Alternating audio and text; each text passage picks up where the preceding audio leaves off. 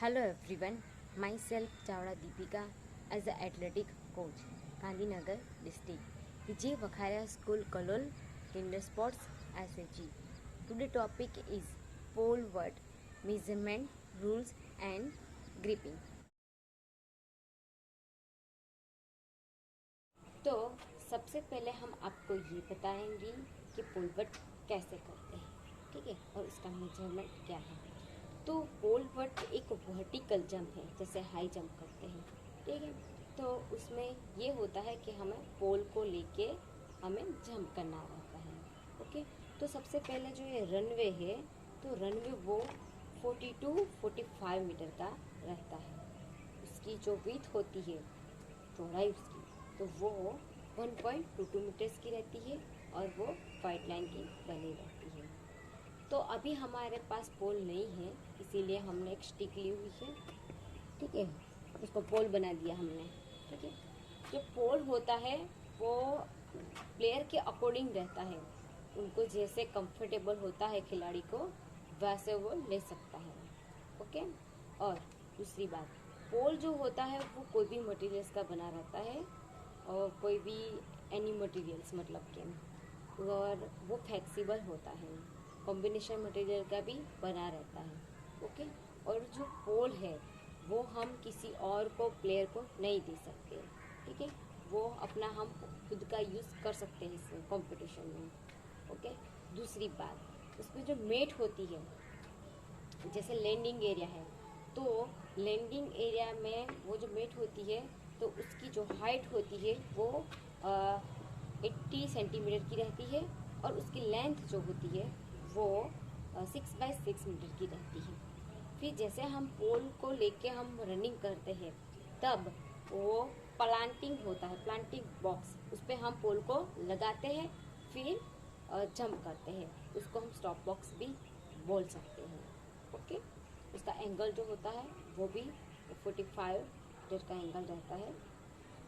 फिर पोल को हम कैसे पकड़ते हैं, तो पोल को हम ऐसे पहले ऐसे पकड़ना रहता है, अपर, ये पाम यहाँ है, फिर जो ये पकड़ा, पाम हमारा अपर साइड है, ये फिर दूसरा हाथ है वो हम ऊपर से ऐसे पकड़ेंगे, ओके। ये है तरीका पकड़ने का, ओके।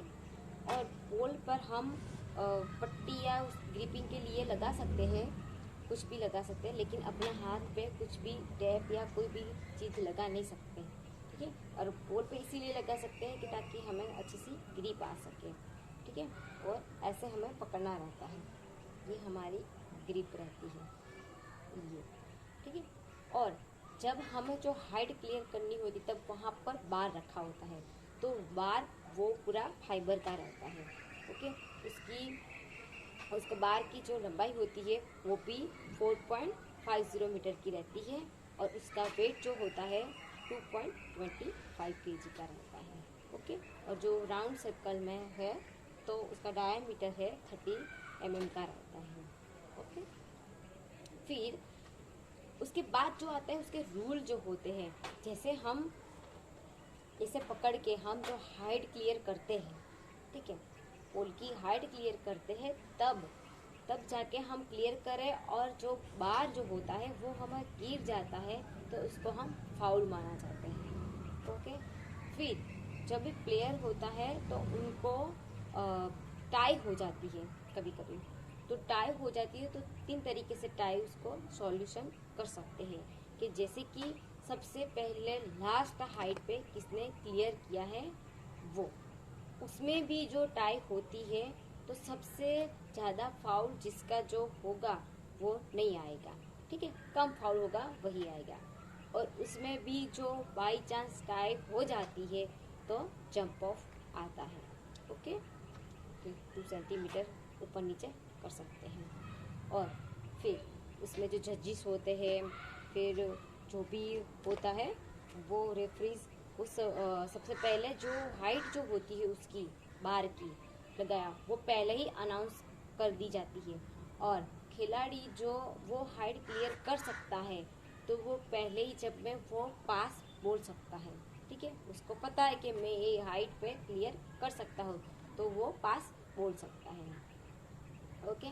और जब भी हम जंप करने के बाद और जो हम मेट पे ही है, ठीक है, लैंडिंग पिट पे, और जो बार गिर जाता है तभी भी हम फाउल माना जाता है। कोई भी हमारे पार्ट से, कोई भी चीज़ से हमारा मतलब पार्ट से, हमारा हाथ पैर या हिप से या फिर हमारा जो पोल है उससे भी टच हो जाता है और गिर जाता है तो वो भी फाउल है।